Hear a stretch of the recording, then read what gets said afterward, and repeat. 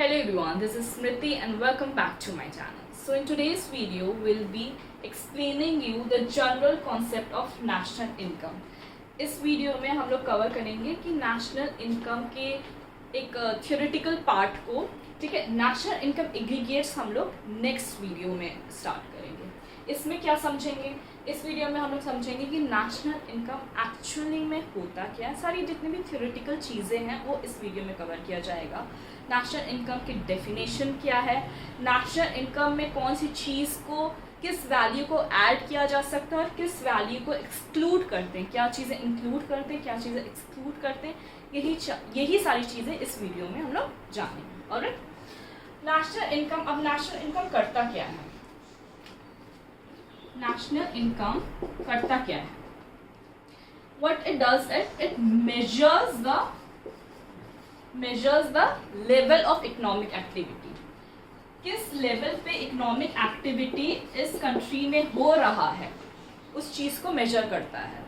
अभी when we are measuring the level of economic activity, इसका मतलब ये है कि वी आर सीइंग कि इकोनॉमिक ग्रोथ, एक कंट्री की इकोनॉमिक ग्रोथ के बारे में हम लोग को पता चलता है when we are measuring national income. Alright, it act as a index of economic growth.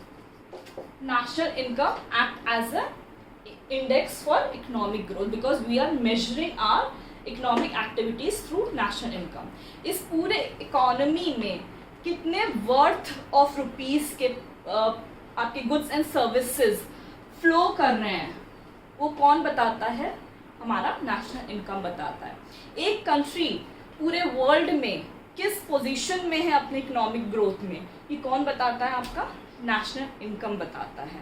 ठीक है, ये अगर सिंपल वे में बोला जाए तो एक इंसान जितने एक कंट्री के इंडिविजुअल्स की जो मॉनेटरी अचीवमेंट होती है, मॉनेटरी अचीवमेंट्स, वो नेशनल इनकम से पता चलता है. Alright, got this point? Now ये नेशनल इनकम का डेफिनेशन है. This is the definition of national income. क्या बता रहा है definition? It is national income is the value of all final goods and services. Now एक चीज, एक टर्म बहुत इंपॉर्टेंट है.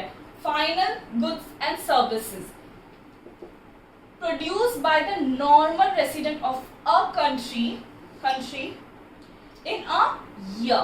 ये बहुत इंपॉर्टेंट. in a year. अगर आपने डेफिनेशन यहाँ तक लिखा है और in a year नहीं लिखा तो पूरा डेफिनेशन गलत हो जाएगा, क्योंकि नेशनल इनकम हम लोग 1 फाइनेंशियल ईयर में कैलकुलेट करते हैं, 1 फाइनेंशियल ईयर में मेजर करते हैं. हर साल हम लोग नेशनल इनकम को मेजर करते हैं अपने जीडीपी, अपने ग्रोथ को देखने के लिए. Alright, so national income is the value of final goods and services. Now what do you mean by final goods and services?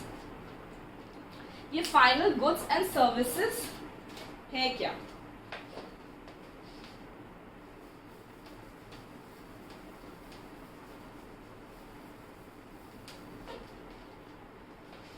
There are two kinds of good. एक final goods होते हैं, final good होता है, और एक intermediary good होता है. Intermediary goods and services होता है. इससे हम लोग इंटरमीडिएट प्रोडक्ट या गुड्स बोलते हैं. हम लोग क्या करते हैं, जब हम लोग नेशनल इनकम को मेजर करते हैं, हम लोग सिर्फ फाइनल गुड्स लेते हैं, हम लोग इंटरमीडिएट गुड्स को कैलकुलेट नहीं करते हैं. ये क्या है final goods and intermediate goods, ये आगे अभी समझते हैं इस पॉइंट में, लेकिन ये डेफिनेशन समझिए. It's a value of final goods and services. जितने भी फाइनल गुड्स एंड सर्विसेज की वैल्यू है, सारे वैल्यू को ऐड करने के बाद, और वो भी कौन, ये सारे जितने भी गुड्स एंड सर्विसेज है वो कौन प्रोड्यूस करेगा, किसकी एक्टिविटी होगी? एक कंट्री की. Country in the sense, if we are seeing the country, we are seeing the geographical boundaries of a country. ठीक है, उसके बाहर नहीं.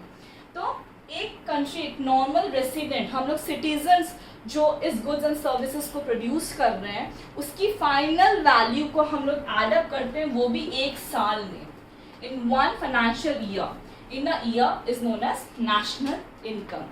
सारे फाइनल गुड्स के वैल्यू को ऐड करते हैं जो भी प्रोड्यूस हो रहा है एक कंट्री के अंदर, एक साल के अंदर अंदर, that will be known as national income. Alright, in 1 year. 1 year is very important. Financial year in 1 year is very very important. एक साल के अंदर अंदर सारे फाइनल गुड्स जितने भी प्रोड्यूस हुए हैं उसके फाइनल वैल्यू को ऐड करने पर जो वैल्यू निकलेगी that will be your national income. ठीक है, हम लोग अपने इकोनॉमिक ग्रोथ को ऐसे मेजर कर सकते हैं। Now national income is expressed in monetary terms. बहुत सिंपल है, लेकिन इसका मतलब क्या है कि नेशनल इनकम को हम लोग मॉनेटरी टर्म्स में एक्सप्लेन कर रहे हैं। इस इकोनॉमी में देयर आर मिलियंस के thousands of products, sorry there are thousands of products. Apple है, ऑरेंजेस है, शर्ट है, कुछ भी बहुत सारे प्रोडक्ट्स हैं। अभी सभी को मेजर करने के अलग अलग यूनिट्स है। कोई केजी में मेजर हो रहा है, कोई मीटर्स में मेजर हो रहा है, कोई लीटर में मेजर हो रहा है। ठीक है, अगर we are talking about milk और वाटर, वो लीटर में हम लोग मेजर करते हैं। अभी आपने 3 शर्ट्स खरीद लिया, उसके यूनिट अलग होंगे। एक कार्टन ऑफ मैंगोज खरीदा, उसका यूनिट अलग होगा। सबके अलग अलग यूनिट है। कोई किलोग्राम में मेजर हो रहा है, कोई मीटर्स में मेजर हो रहा है, कोई ग्राम में मेजर हो रहा है। तो अगर ऐसे ही हम लोग मेजर करके ऐड कर देंगे तो क्या हो जाएगा, बहुत हैफाजात और बहुत ही कंफ्यूजिंग हो जाएगा। हम लोग को ये नहीं करना। अब हम लोग को क्या करना है, एक कॉमन डिनोमिनेटर लेना होगा, और वो जो कॉमन डिनोमिनेटर होगा वो क्या होगा, आपके रुपीज या डॉलर में हम लोग को एक्सप्रेस करना होगा, to make it simpler, to make it easy.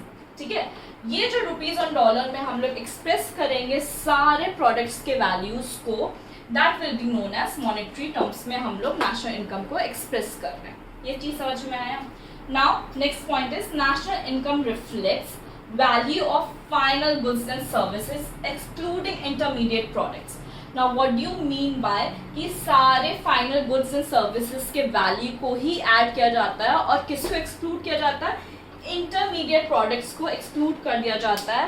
Now ये final goods और intermediate goods क्या होता है, final goods और intermediate goods क्या होता है। final goods वो goods होते हैं, फाइनल गुड्स जो है जो हम लोग फाइनली एक कंज्यूमर लेता है फाइनल कंजम्पशन के लिए। फाइनल कंजम्पशन के लिए जो एक कंज्यूमर्स खरीदते हैं गुड्स को, उसको कहते हैं फाइनल गुड्स। और ये रीसेल के पर्पस से नहीं होता है, ये रीसेल के पर्पस से नहीं होता। इंटरमीडिएट गुड्स वो गुड्स होते हैं जो कि आपके फर्दर प्रोडक्शन प्रोसेस में यूज किया जाता है, और ये रीसेल के पर्पस से लिया जाता है, रीसेल के पर्पस से इसको खरीदा जाता है इंटरमीडिएट प्रोडक्ट्स को। Now what do you mean by final goods. For example आपके फ्रिज हो गया, हम कंज्यूमर्स ने फ्रिज खरीदा, एसी खरीदा, ये सारे फाइनली हम लोग कंज्यूम करने के लिए खरीद रहे हैं, इसीलिए इसको फाइनल गुड्स बोलते हैं। एक चीज मान लीजिए हम लोग ने मिल्क खरीदा, एक हाउस होल्ड ने मिल्क खरीदा, मिल्क को कंज्यूम करने के लिए खरीदा, कंजम्पशन करने के लिए खरीदा, तो वो हो जाएगा हमारे लिए आपका फाइनल गुड। लेकिन एक चाय वाले ने, चाय की टपरी ने मिल्क खरीदा, उस मिल्क का क्या करेंगे वो चाय की टपरी वाला, चाय बनाने के लिए वो खरीदेगा। तो ये जो मिल्क चाय बनाने के लिए खरीदा गया है टू मेक टी, उस मिल्क को क्या बोलेंगे, इंटरमीडिएट प्रोडक्ट, क्योंकि चाय जो बना के वो बेचेगा that will be the final product. और हम लोग क्यों नहीं इंक्लूड करते हैं, क्योंकि इंटरमीडिएट प्रोडक्ट में हो जाएगा डबल काउंटिंग। और इट्स वेरी इंपॉर्टेंट कि जब हम लोग नेशनल इनकम मेजर कर रहे हैं तो हम लोग डबल काउंटिंग ना करें, एक ही सामान को दो बार हम लोग ऐड नहीं करेंगे, क्योंकि नेशनल इनकम का मेजरमेंट जो लेवल आएगा नेशनल इनकम का वो गड़बड़ आ जाएगा। इसीलिए हम लोग डबल काउंटिंग नहीं करते हैं। जो फाइनल गुड्स होते हैं जो प्रोड्यूस किए जाते हैं, फाइनल गुड्स जो कंज्यूम करने के लिए प्रोड्यूस किया जाता है, उसी चीज़ को ऐड करते हैं, इंटरमीडिएट गुड्स को ऐड नहीं करते हैं। फाइनल गुड्स में जो है आपके इंटरमीडिएट गुड्स के वैल्यूज ऑलरेडी ऐड होता है। जैसे चाय है, चाय हम लोग ने बेचने के पर्पस से हम लोग ने मिल्क खरीदा, तो इसमें मिल्क का भी वैल्यू ऐड होगा चाय में। ठीक है, चाय will be a final good जिसमें मिल्क का वैल्यू भी ऐड होगा। दैट्स व्हाई इंटरमीडिएट प्रोडक्ट को हम लोग नहीं लेते, हम लोग final goods and final services को लेते हैं, जिससे डबल काउंटिंग ना करना पड़े नेशनल इनकम के मेजरमेंट में। ऑलराइट, ये चीज समझ में आया कि हम लोग फाइनल गुड्स को क्यों लेते हैं एंड इंटरमीडिएट गुड्स को क्यों एक्सक्लूड कर देते हैं। Now this point, national income is a flow concept. इसका मतलब क्या हुआ, national income is a flow concept. It's one of the most important flow variable of an economy, because कितने वर्थ ऑफ वैल्यू का आपके प्रोडक्ट्स एंड सर्विसेज इस economy में flow कर रहा है, वो कहाँ से पता चलता है? आपके नेशनल इनकम से पता चलता है। मान लीजिए hypothetically 50 lakh crore worth of value के products and goods and services यहाँ पे फ्लो कर रहे हैं, इस इकोनॉमी में फ्लो कर रहे हैं, तो वो कहाँ से पता चल रहा है? नेशनल इनकम से। और ये हर साल मेजर किया जाता है, एवरी ईयर नेशनल इनकम को मेजर किया जाता है। That is why it is known as a flow concept. Now this last point, pure exchange transaction. What is this pure exchange transaction? अब नेशनल इनकम में हम लोग प्योर एक्सचेंज ट्रांजैक्शन को exclude करते हैं और करंट आउटपुट को हम लोग इंक्लूड करते हैं। ठीक है, जब नेशनल इनकम को हम लोग मेजर करते हैं तो पीईटी को एक्सक्लूड कर देते हैं और करंट आउटपुट को इंक्लूड करते हैं। पीईटी क्या है? Pure exchange transaction like second hand sale and purchase of financial asset, transfer payments are excluded. जितने भी सेकेंड हैंड सेल होता है, सेकेंड हैंड सेल सबको पता है क्या होता है कि 2005 में आपने कोई कार खरीदा, उसी को 2010 में फिर से बेचा, उसी को 2020 में फिर से बेचा, तो इसमें क्या हो जाएगा? Why we are excluding this? Because इसमें डबल काउंटिंग हो जाएगा। 2005 में जब आपने पहली बार खरीदा तभी इसकी वैल्यू को मेजर कर लिया गया था। अब आप इसको 2010 में बेचो, 2020 में बेचो, वो ऐड नहीं होगा उसका वैल्यू। ठीक है, हमें डबल काउंटिंग नहीं करनी है। हम लोग को एक ही सामान का 2-2, 3-3 बार काउंट करके नेशनल इनकम को मेजर नहीं करना है, क्योंकि करंट ईयर में जो चीजें प्रोड्यूस होती हैं वही चीजें इंक्लूड करके मेजर किया जाता है। दैट्स व्हाई जितने भी प्योर एक्सचेंज ट्रांजैक्शन उसको एक्सक्लूड कर दिया जाता है, ट्रांसफर पेमेंट्स को भी एक्सक्लूड कर दिया जाता है, परचेज ऑफ फाइनेंशियल एसेट्स को भी एक्सक्लूड कर दिया जाता है। Now what do you mean by transfer payments? वो सारी चीजें जो गवर्नमेंट वेलफेयर स्कीम में आती है, जैसे फॉर एग्जाम्पल पेंशन हो गया, सब्सिडीज हो गया। अब इन पेंशन सब्सिडीज में हम लोग अपने प्रोडक्शन एक्टिविटीज में कोई भी हिस्सा नहीं देते, but still we are getting payment out of return. हम लोग प्रोडक्शन एक्टिविटीज में, प्रोडक्शन प्रोसेस में अपना हिस्सा नहीं दे रहे, अपना मैन पावर नहीं दे रहे, इसलिए ये कैलकुलेट नहीं होगा। It's kind of a welfare scheme, it's kind of much more kind of a liability. तो ये सारी चीज़ें ऐड नहीं होती हैं। पेंशन हो गया आपका, स्कॉलरशिप्स हो गए, जितने भी वेलफेयर स्कीम्स आते हैं गवर्नमेंट के, सब्सिडीज हो गया, ये सारी चीज़ें एक्सक्लूड कर दी जाती है। इसको इंक्लूड नहीं करता है जब हम लोग नेशनल इनकम को मेजर करते हैं।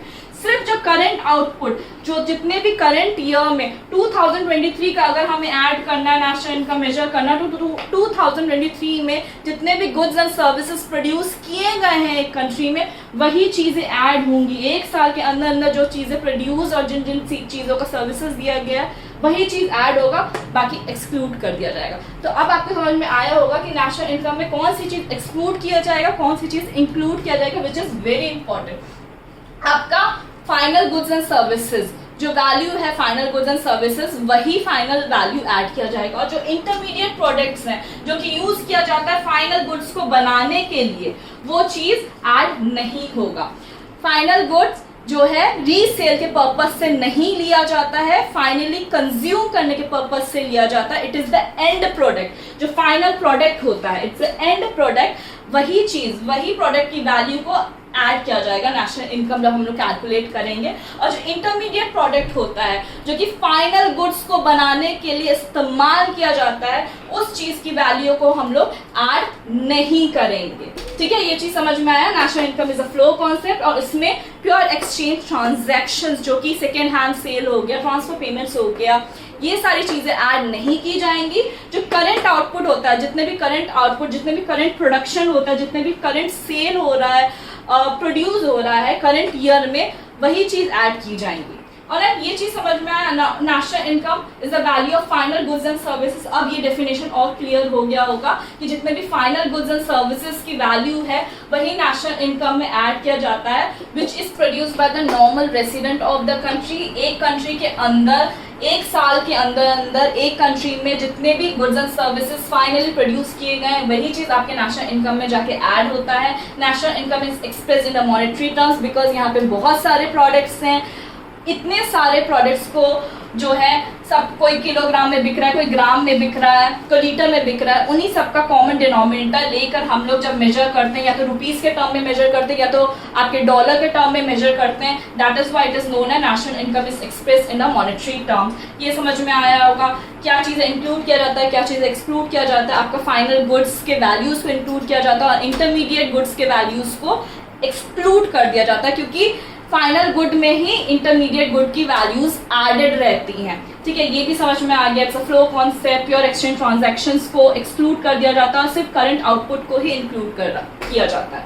तो it was just a just of national income. इसके बाद स्टार्ट करेंगे नेशनल इनकम एग्रीगेट। होपफुली ये पूरा आपको जो मैंने एक्सप्लेन किया समझ में आ गया होगा। And that's all for today. Thank you so much for watching my video. पसंद आए तो लाइक एंड सब्सक्राइब जरूर करिएगा। Thank you.